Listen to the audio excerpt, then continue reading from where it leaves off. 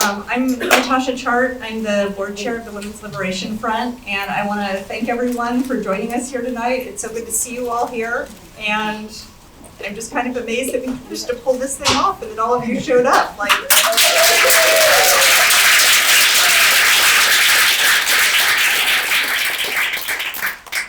I'm also very glad to be joined by 5 women whose words move and inspire me so much, and I want to say something about the common thread that brings us all together. Andrea Dworkin described the critical means of male oppression of women as the barricade of sexual terrorism. A belief in the urgency of prioritizing this in our politics is probably the single most important dividing line between radical feminism and what you might call liberal feminism. We mean radical as in root. As a plant rises from its roots, sexist social structures like economic dependency and coercion rise from the root of male violence against women and girls.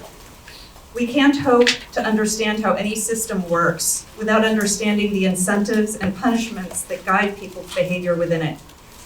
Without understanding the impact on women of male coercion, harassment, and sexual terrorism, you'll forever be left standing around asking questions whose answers should be obvious. Why don't women prosper in male-dominated industries and academic fields? Why don't women simply refuse to cooperate with inappropriate requests that are made of them by men? Why, and this is the perennial favorite, why doesn't she leave him? Why not? The answers to these questions, and many others, are obvious when you understand the incentives and punishments in how people act on a daily basis in a sexist society. It's tempting to pin this one solely on religion, or on this or that institution, or on this or that government. But after many decades watching the track record of secular societies, maybe we can all agree that it's just men. They do this everywhere. They do it in every industry and in every country. They do it in theocracies where they're not supposed to.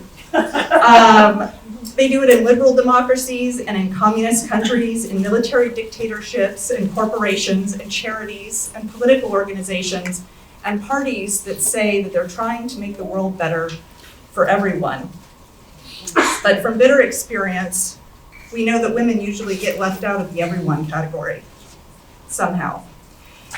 In the book, The Body Keeps the Score, Dr. Bessel van der Kolk says, when we are humiliated, we put all of our energy into protecting ourselves, though this looks different for everybody. The sexual harassment, abuse, and climate of coercive threat sustained against women by some men, and then routinely denied by their fellow men, constitutes a permanent climate of humiliation for women. We grow up as girls understanding that we're seen as inferior. By the time we're teens, the sexual humiliation has usually begun.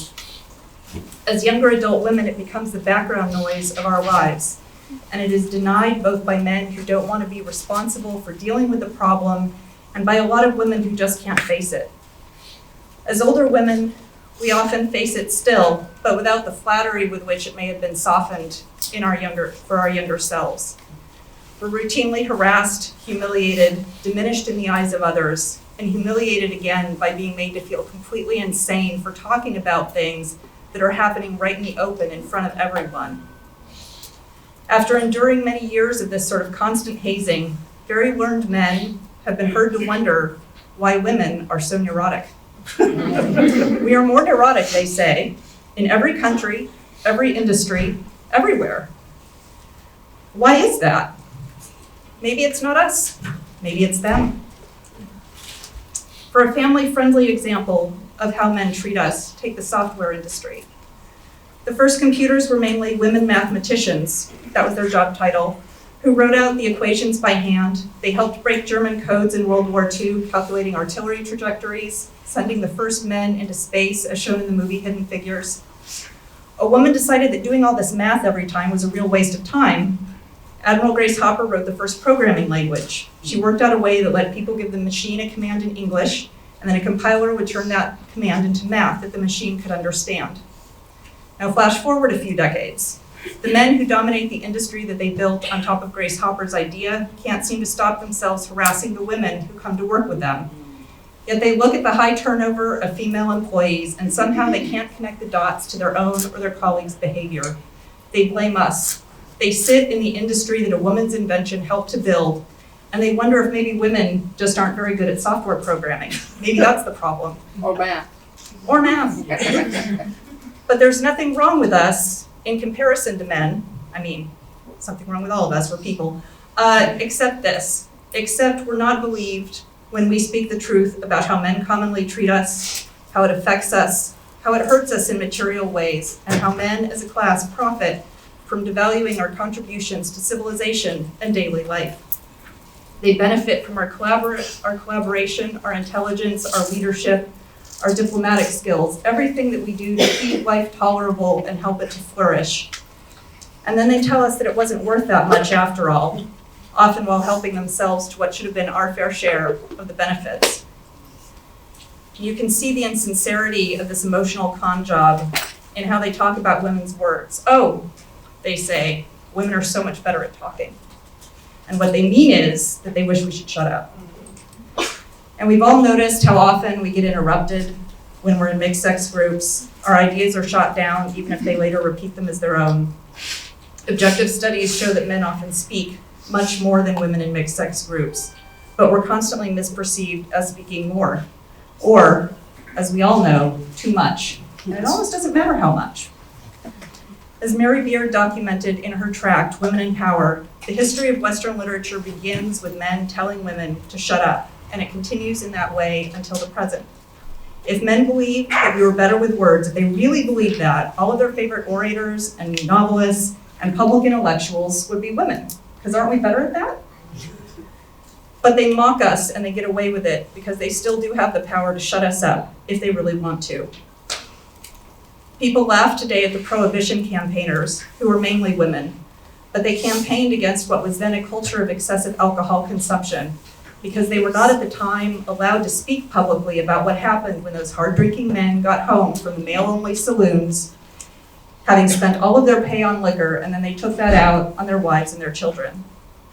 The only thing those women could complain about was alcohol, which they were allowed to speak against as a corruption of public morals. We should admire their cleverness and their persistence.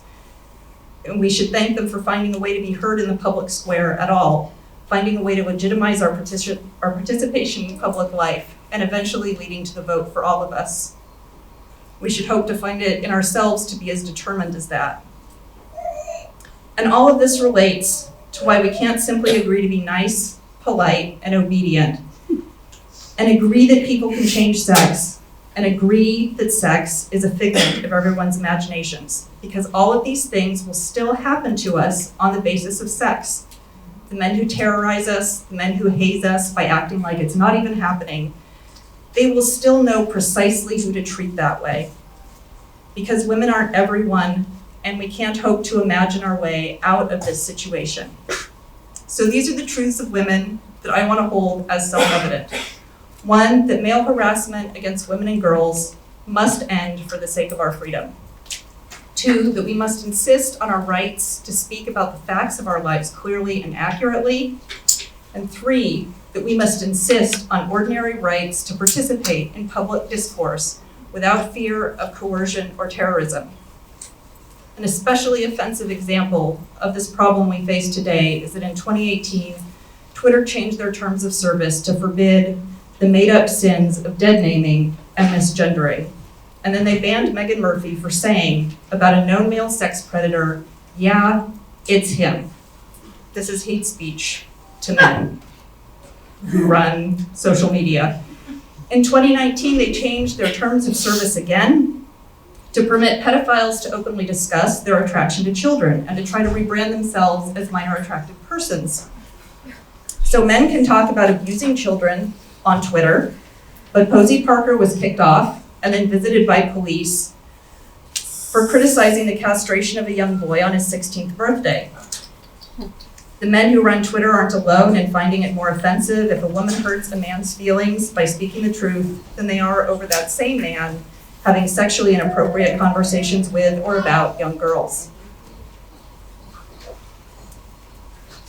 Women's rights to speak the truth about our lives and what we see going on need to be defended not on the grounds of how nice to be to men, but how good to be to women and girls.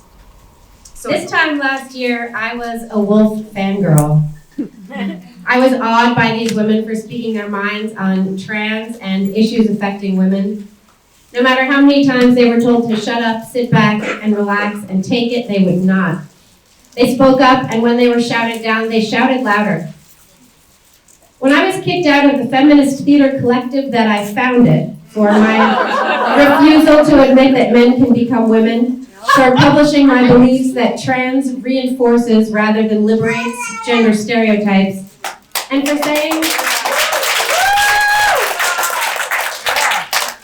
saying that trans is a definitive answer to the Cartesian question of the mind-body split, saying fully that mind and body are not linked in anything but a cosmetic way. It was these women and their work that gave me courage to keep writing. The article that I wrote first was called The Transhumanism Revolution, and it was published in Quillette in July 2018.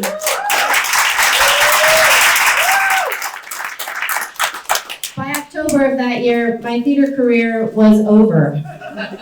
Quillette brought my position closer to theater's orbit. The federal government's change on its policy on trans, and what was by then my more well-known stance, created a conflagration on social media that burned everything down. While the musical I was working on was abandoned, although since we're all here, I'll tell you a little about it so you can see what a disservice was done to feminism by canceling it.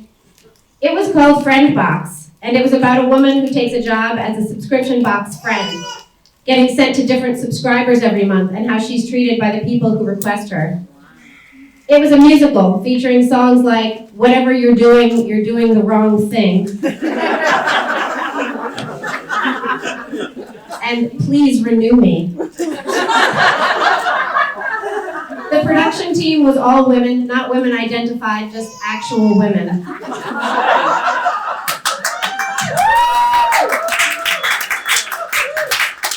Because I wouldn't apologize for my remarks on trans, these women canceled our project. But this need for an apology wasn't entirely their own idea. I'd been writing on the problems with transgender ideology since 2015 when I wrote in the Federalist about how trans reinforce gender stereotypes. No one in the theater community cared or even noticed because none of them read the Federalist. I wrote about female obsolescence, the erasure of women in language, the link between transhumanism and transgender, and no one cared. Because none of my friends had read this. The women I was working with knew my views, and I had satirized trans in a play called How to Sell Your Gang Rape Baby for Parts, which was a send-up of the way women are treated and perceived in Western culture. It won an award in 2013 as the most offensive play at the Offensive Theater Festival.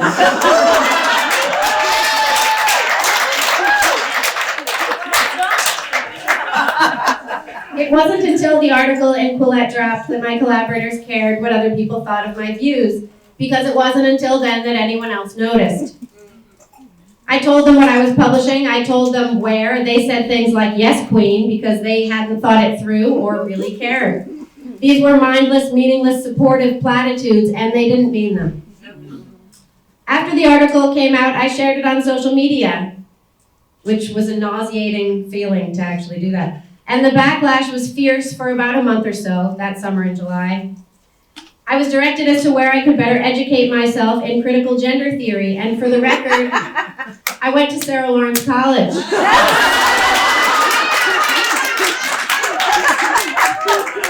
And there's no better place to learn about critical oppression theory than Sarah Lawrence College. I was told that I misunderstood trans and lacked compassion. Then it went away, but I had a feeling it was not over. In October of that year, some influential non-binary lesbians, which I still don't know what that means, actresses, both of whom I'd worked with, one of whom I'd specifically written roles for, publicly denounced me on Facebook, saying that we weren't friends anymore. Then the Whisper campaign started, and the women I was working with were contacted privately and told that they should not work with me. Some of these women I'd known for over 10 years, another for over 20. And what was confusing to me was how quickly they determined that I'd done something wrong, only after hearing publicly from others in the community. These women knew my work, they knew my views, and in some respects, they shared my views, but they would never speak them outside of whispers, looking over shoulders, making sure no one else could hear.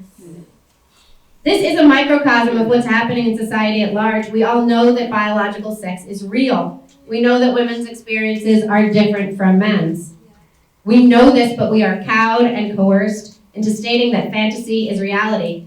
Our minds and bodies are mobbed into submission, just like they were before women sought to liberate themselves from this very thing. I know we all have stories of how we were locked out of our communities, canceled. For me, it was on a super personal level. The indie theater community in New York is small. It has a depth and breadth of talent that has consistently blown me away.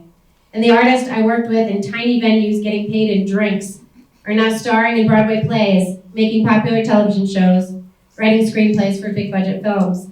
Others are still in the trenches working their asses off to make artwork they believe matters. This was my professional group and my social group. We met in parks with our kids to have production meetings on benches while they played. Trans rhetoric began in arts groups and fringe activist enclaves, and I watched it happen. As a theater producer, I produced the work of trans playwrights and stories about trans people. I had no issue with anyone's personal choices as to how they wish to live. I just wanted to make the best work that I could. My feelings on trans started to change when it became clear to me that trans wasn't breaking down gender stereotypes but reinforcing them. Boxing women ever more tightly in the male concept of womanhood. Lingerie-clad pillow fights, sharing bras, giggling while showering together.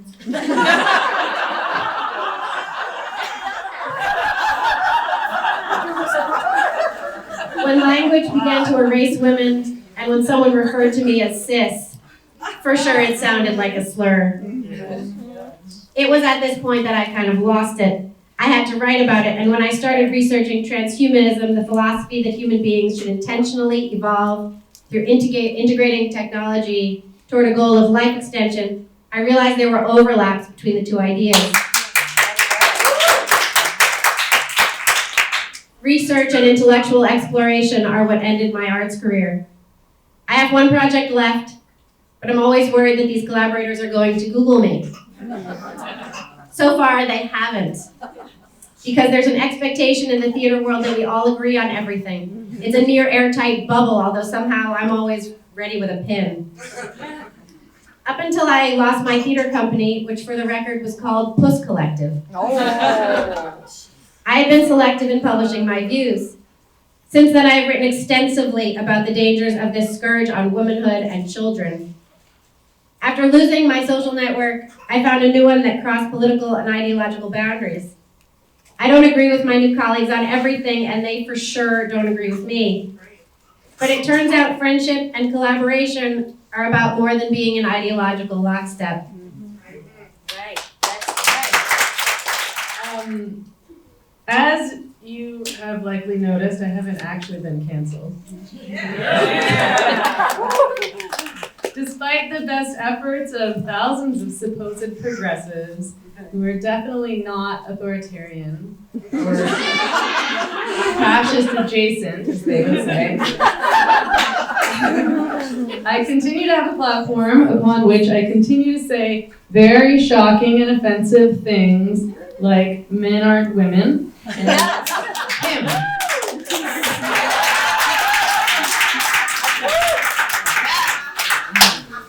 There are a few reasons for this, namely, despite what we might observe on Twitter, the world does not primarily consist of 20-something gender studies students who believe that anyone cares what their pronouns are.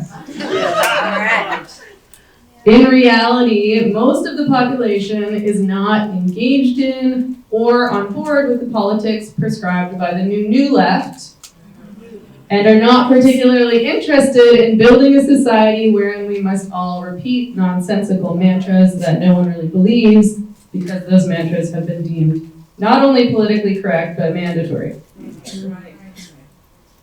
In reality, many people really do still believe that principles like free speech and democracy are important.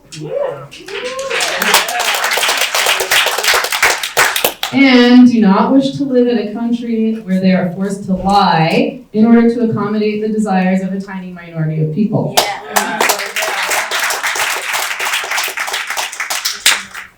To be clear, because I spend so much time criticizing the left, most of my political positions actually qualify as left-wing positions. I support universal health care, social housing, raising the minimum wage and welfare, unions, taxing the rich, universal daycare, and so on and so forth. I oppose privatization, corporate power, and war.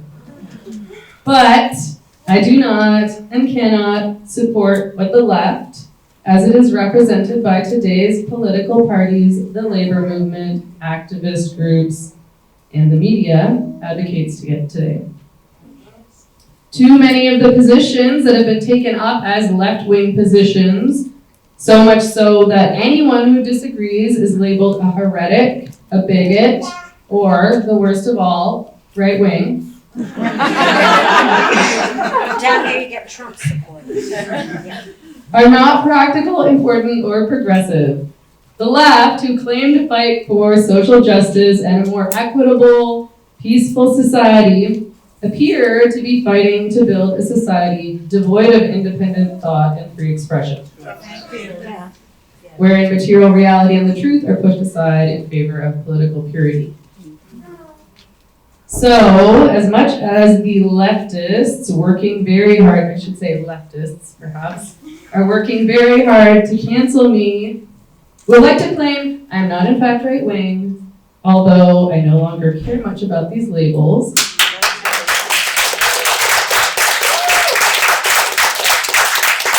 Which are applied too often in nonsensical ways and don't apply to most people in the world.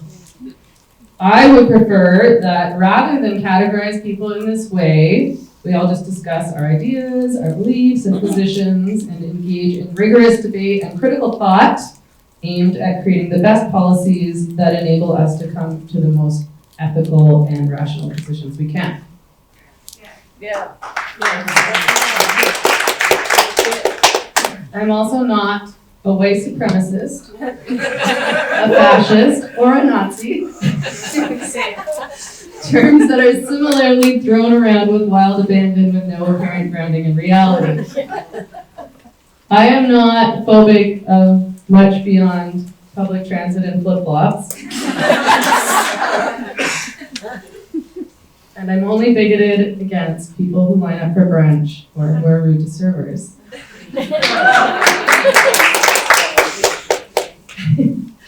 I may have offended people.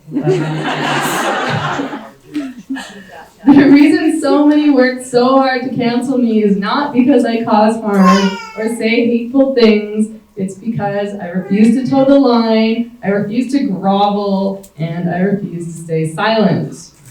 Yeah. All right. I don't play their game, I don't virtue signal, I say what I believe, even if it's unpopular. And, well, of course, I do fear violence. And I do feel hurt or when I'm abandoned or ostracized by friends who fear being targeted themselves due to guilt by association.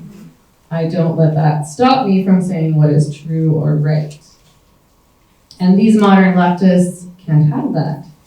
They need us to be fearful in order to ensure our compliance. So for the sake of clarity, here's what I believe. Sex is real, it is binary, and it is immutable. One is either born male or female and remains so for life, regardless of preference, surgery, or hormone treatments. I don't believe that gender presentation changes one's sex any more than I believe changing one's pronouns in their Twitter bio makes a male female. I believe only women can give birth. Yeah. Only men produce sperm. I don't believe men should have the right to access certain sex-segregated spaces where women are vulnerable. Change rooms, shelters, transition houses. I believe it's incredibly unfair and dangerous to transfer men to women's prisons because they identify as transgender.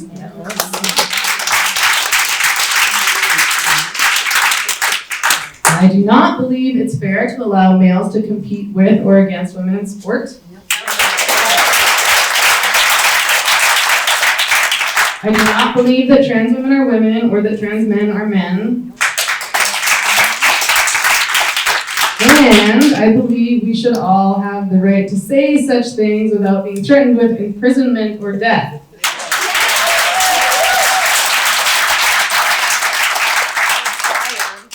I believe a lot of other things. That's not the only things. Dogs are better than cats.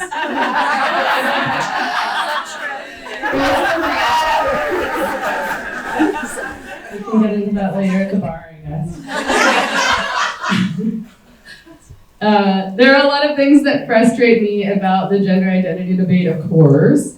One of those things is the extent to which the language is super misleading, specifically the language around trans rights.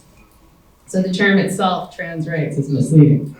There's no such thing as trans rights, which is not to say that trans-identified people should not have rights. Of course they should, just as any other person should, but there's no defining characteristic that differentiates between a trans-identified person and any other person. It's like advocating for the rights of people who have short hair or people who prefer pink over blue. And to be clear, I'm not saying that trans-identified people do not suffer, whether from body dysmorphia or other forms of mental illness, or that people in general don't suffer when they step outside the gender roles prescribed to them. What I am saying is that there's no clear definition of what a trans person is. All it means is that someone declares themselves the opposite sex, or that they have an affinity towards a particular set of gender stereotypes. But this does not necessitate a change in appearance, behavior, or anything else. Trans is nothing more than a personal feeling or an announcement, which does not qualify you as part of a definable class of people who are marginalized inherently or subjected to discrimination. What is it that is truly being demanded under the guise of trans rights? Certainly, people should not be discriminated against due to their feelings about gender stereotypes. I would support, for example, girls' right to wear the boys' uniform at private school, but this isn't a right that only trans-identified girls should have. All girls should, in that case, have that right.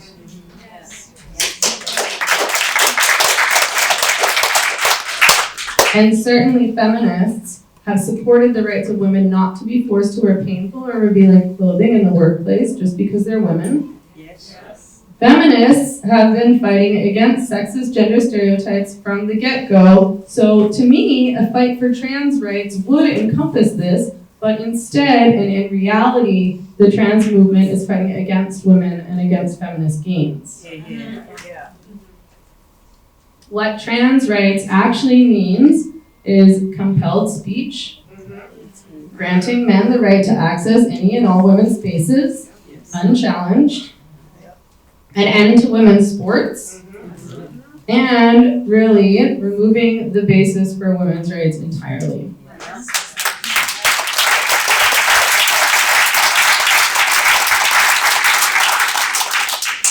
It means an end to male accountability and an end to our ability to effectively track and therefore fight male violence against women. Why do we need women's rights if there is no such thing as a woman? If we argue that a man is a woman if he says so, and that therefore women have not historically faced oppression due to having been born female, but because they embrace feminine stereotypes. If we do not identify with femininity, do we cease to be women? Are lesbians who don't conform not female? The whole thing reeks of sexism, and yet those who say so are deemed bigoted and vilified. The so-called trans rights movement is the most successful backlash against feminism in modern times.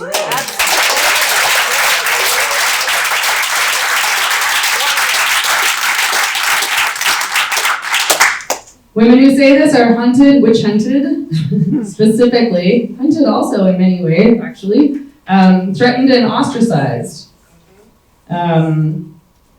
Every time we hold one of our events in Vancouver about gender identity, we receive violent threats. I got a death threat on last Friday, via the Vancouver Public Library. The cops called me to let me know they're investigating. We also lose our jobs, our income, our friends, our political positions, our social media accounts, and our sense of safety. And this is applauded as though it's progress. This is unacceptable.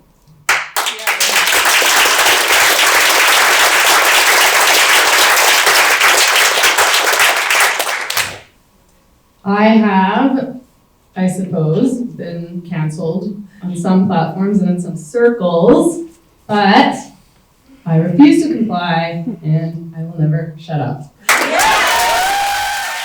Okay, so I have an absolute fear of flying, like crazy irrational fear of flying, in which I managed to get into the club lounge when I came this time because the cabin crew pitied me, and so I just drank my whole way. And it's completely irrational. I think the whole time that I'm going to drop out of the sky, that the man that I love and the children that I live for are going to be left without me, bereft.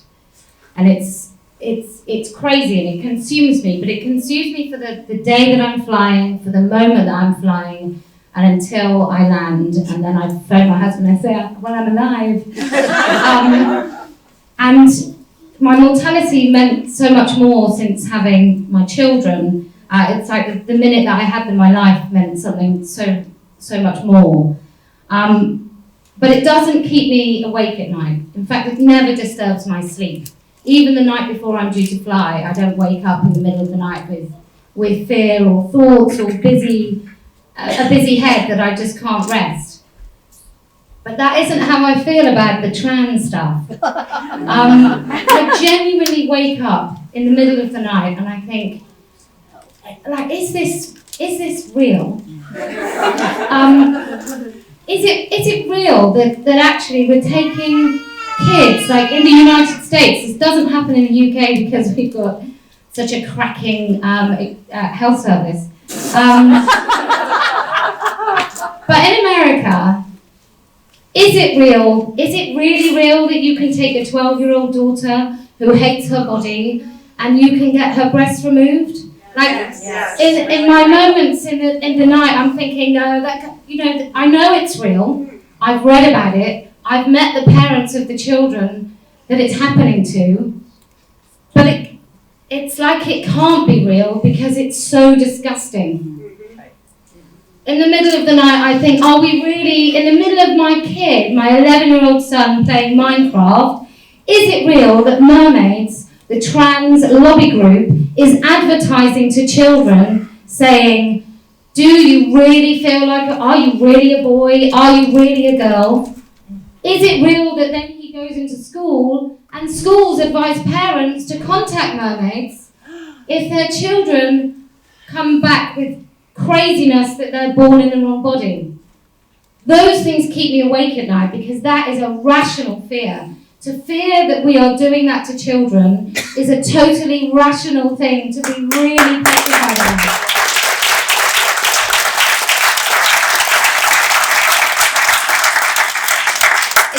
It's in the silent moments where my husband's lying next to me asleep and my children are silent in the house and I can hear nothing except my busy mind that just won't let me go back to sleep because it asks of me, well, what are you going to do about it?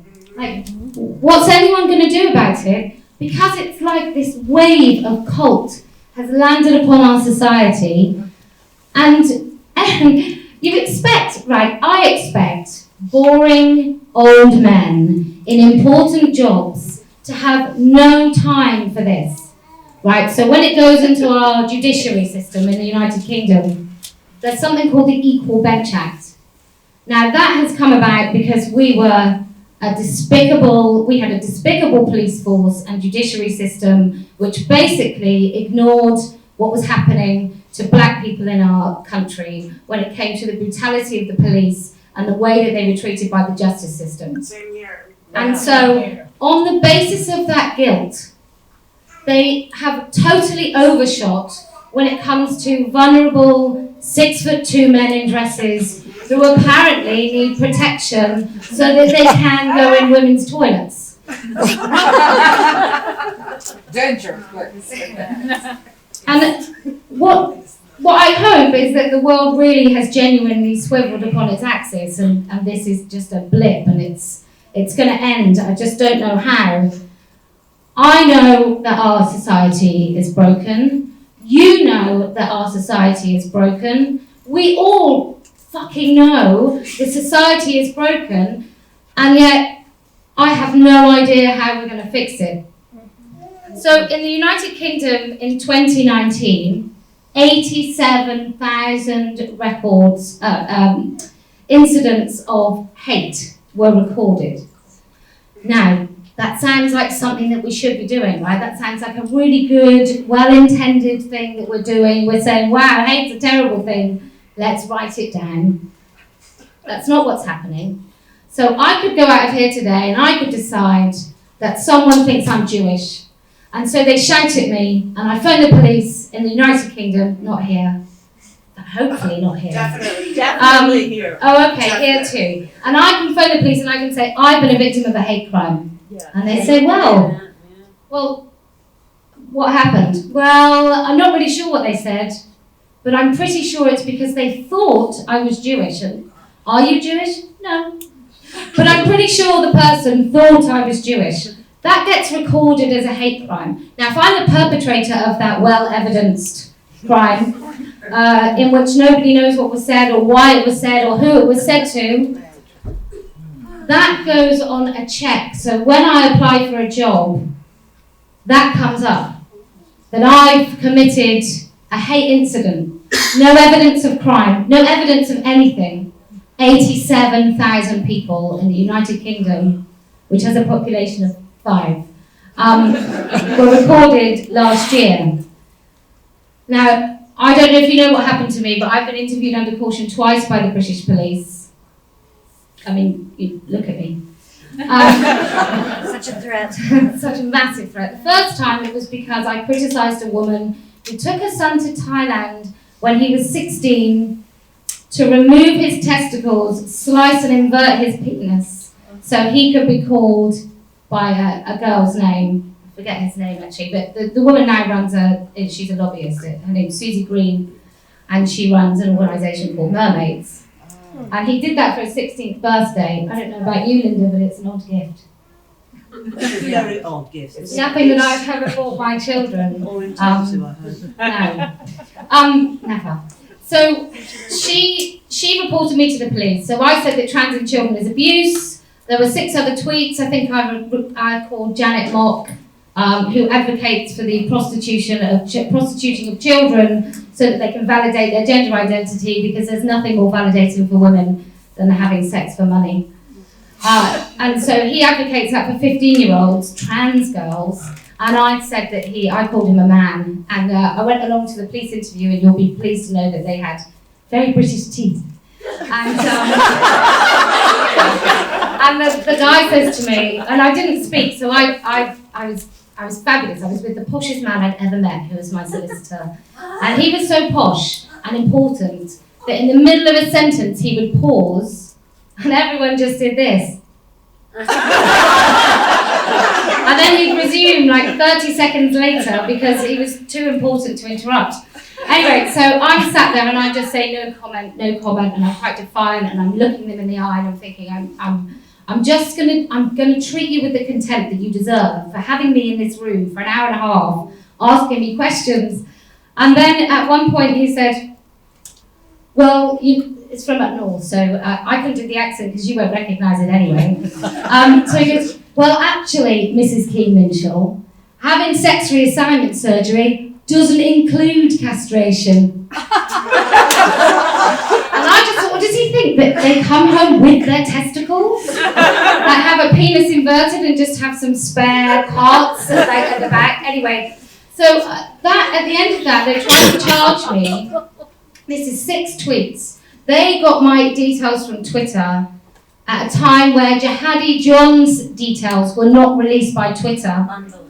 But they released my information and they called me and I was interviewed an hour and a half under caution. At the end of that, they wanted to charge me with a hate crime, conspiracy, because I talked to other women who also thought the same as me. So conspiracy, malicious communications, and a couple of other sort of public order offences. Now that didn't go anywhere, but not for want of trying, because Susie Green did ask it to be reviewed. So it went back to the CPS, which is the Crown Prosecution Service, who decide whether or not you get taken to court or get charged. Then, a year later, and this is going to sound like a lie, it's not a lie, I made a video and I ironically had a picture of Susie Green, the mermaids lobbyist who lobbies for children to have medical interventions, including surgery. So she's a pro-trans in kids woman, and I call her my children's champion in a framed photograph in my office. That was one of the reasons the police interviewed me under caution a second time. And the woman, who was quite out of breath, said, well, Mrs. Keane-Minshall, I just want to know, how many photos do you have of Susie Green in your house? And the other thing I said in that video... It's her, isn't it? Having photographs of people. Well, have you seen them? So then the other thing that I said was that I would love to stand in a court of law and say trans in children is abuse. I would love it on our records, in our sort of judiciary, in our court documents, that I think trans in children is abuse, and I would like someone to have to scribe it so it can be read forevermore. And so I said, I'd like to say this in a court of law, bring it on Susie Green. And that was called a threat. I have no idea, but that was threatening behaviour. Bring it on Susie Green. So I think you have to be mindful in this country that every time they attack your free speech, which you are the only, no, in here, we don't have it. We don't have it. But here you have it. And if you lose it, well, then you need to fight for your First Amendment rights. And every time someone curbs it, including yourselves when you self-censor, you have to have a little word with yourself. Because it will go like that and you won't have it, and then it will be something that you used to enjoy. So in the United Kingdom, the life of a child at the moment, at the age of 4, and I've heard that it's as bad, if not worse, in the United States and in Canada and in Australia and New Zealand, everywhere where we seem to sort of achieve this kind of horrible consumer society. We now consume, the next thing is consuming the fertility of children. So you go to school and you might have to fill in a form at age 4. Are you a man? Are you a boy? Are you a girl? Are you trans? And that's something that happened in our schools last week. So if you look at transgendertrend.com, they wrote about this. So then you go home and you're watching your Minecraft video, and then in the middle of that there's an advertisement, are you trans? And then your parents go to the school and they advise them to go and talk to a trans lobby group. And in the school syllabus there's trans literature, and everything is like it's normal, that it's normal that you don't want to be in the body that you're in, not that it could be a response to trauma or any of those things that lead to a child feeling that they don't fit in the right body. We just ignore that. Then what happens is you go to your GP, and the GPs are so scared that they're going to be accused of being transphobic, they pass them straight along, so GP, general practice doctor, they pass them along to the Tavistock. Now the Tavistock is somewhere that you think, well, this is going to be good because all these people are trained. But no. I have talked to people who no longer work at the Tavistock, where they had spoken up and they've said to their superiors, look, these parents are homophobic. They just don't want a gay child. They're deeply homophobic. This child's response is in response to these homophobic parents. And then what happens to that child is the case gets taken off of that counsellor and they'll give it to someone else who will give them puberty blockers. And they know how to get the puberty blockers because they've already been told by the lobby groups what they need to say. And they've gone online and they've been told, say that you want to commit suicide. Say that you'll do it. Even though the trans teen rate of suicide in the UK is almost zero. There aren't children actually killing themselves. But if you tell parents that, what wouldn't they do? What wouldn't you do to save a child who's saying, I'm going to kill myself? Personally, I don't think I would rid them of their sexuality, their sexual function, their hope of ever having a sexually intimate relationship as adults or children. I wouldn't sacrifice their fertility. I might decide to sell my house and invest in counselling. But then in the United Kingdom, the counsellors have signed something called a Memorandum of Understanding, which says they have to affirm. So what's happened? While we've all not really known this is happening, these trans lobby groups, they've got into your schools, they've got into your government and politicians who, frankly, don't deserve their positions in society because they don't speak for us. Yeah.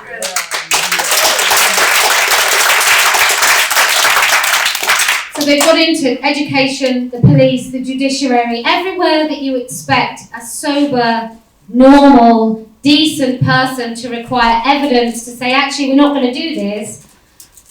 They've already been corrupted. They're already thinking, as opposed to they're thinking about the poor child who's confused, who will have their bodies ruined. They are thinking about John, 6'2", now Janet, Charlotte Clymer, or Sarah McBride. And they're thinking, these poor men, how are they going to exercise their fetish and intimidate women? It's just so weird. How are they going to intimidate women if we don't give them every key to every door that women have bolted behind them to stop men coming in? Right.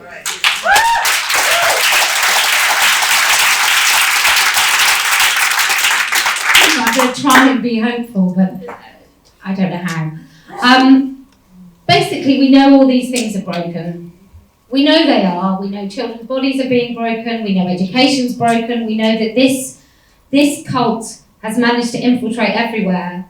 And now what we have to do is we have to try and fix it. And what you have to do is you have to use their tactics. We have to get in to the positions that they've got into, and we have to offer a different narrative, and one that centres women and children and safeguarding. And we have to say the word no as many times as we can until we run out of breath. Thank you.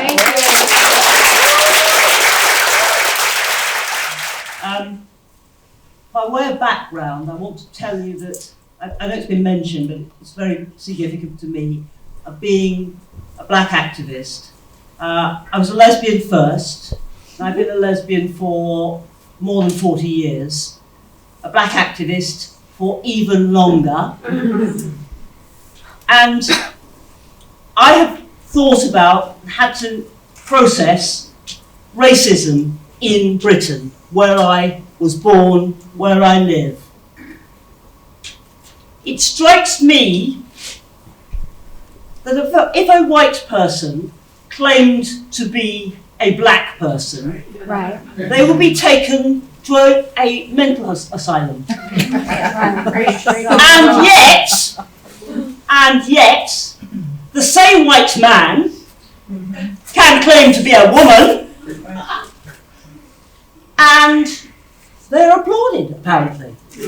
What is so strange about the difference between black and white is a substance called melanin. And what is different between a man and a woman, or should we say a boy and a girl, is a whole series of physiological differences. Not one, but many. It is absolutely extraordinary to me. And I, by the way, also was cautioned by the police for being critical. I still am, and I don't care whether, I don't think anybody from the Metropolitan Police is here, but if they are, I continue to hold the view that biologically, boys, and I have a son and a grandson, they are physiologically different to girls and women. It seems to me an incontrovertible fact. To say that one day they woke up and they decided that they were going to change race, I loathe the word race, by the way. Right. There is but one race. It's the human race. There is, however, racism without doubt. But the difference between men and women are profound biological differences. They should not be a matter of controversy, but clearly are. And I don't think it's a coincidence that just as the Me Too movement was being created, so was the ramping up of trans. What a diversion for women that we have to defend being women, being girls. I was a footballer. This is back in the 1950s. There weren't many girls playing football, or cricket, or the other things that I did. Had I been doing those things, well, a child doing the same today as I did as a child would be deemed to be trans. Yes. Whereas actually I'm just a bloody lesbian. I'm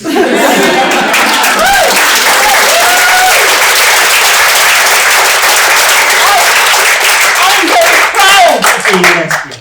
But not all girls who don't like frills and pink are destined to be lesbians. Not all lesbians like whatever it is. Stuff I can't bear. You know, that's me compared with my partner who has a very different approach to being a lesbian. So for me, there's some very profound things that are going on that take away our rights. But I do think, and I'm not suggesting everybody here might do this, but I do think that we should, I'm just trying to remember, I think I wrote it down rather well. See if I can find my notes. But we take the same view about so-called race as they are taking to gender. I don't think there are any races. There's racism, but in terms of race, there's a human race. They are saying that there are genders. I don't believe any one of them. We're talking about power. The power men have used, exercised over women for millennia. Just as we are making some headway in demanding equality, this comes along. Accident or deliberate? Deliberate in terms of the support it's getting, the strange behaviour of some people who might be better served in a medical setting of a psychological nature.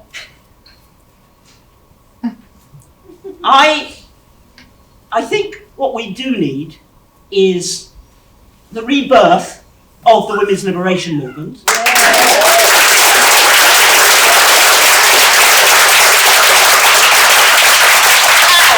And the launch of work done by men about masculinity. Yes. It needs to be started by men. Their stuff.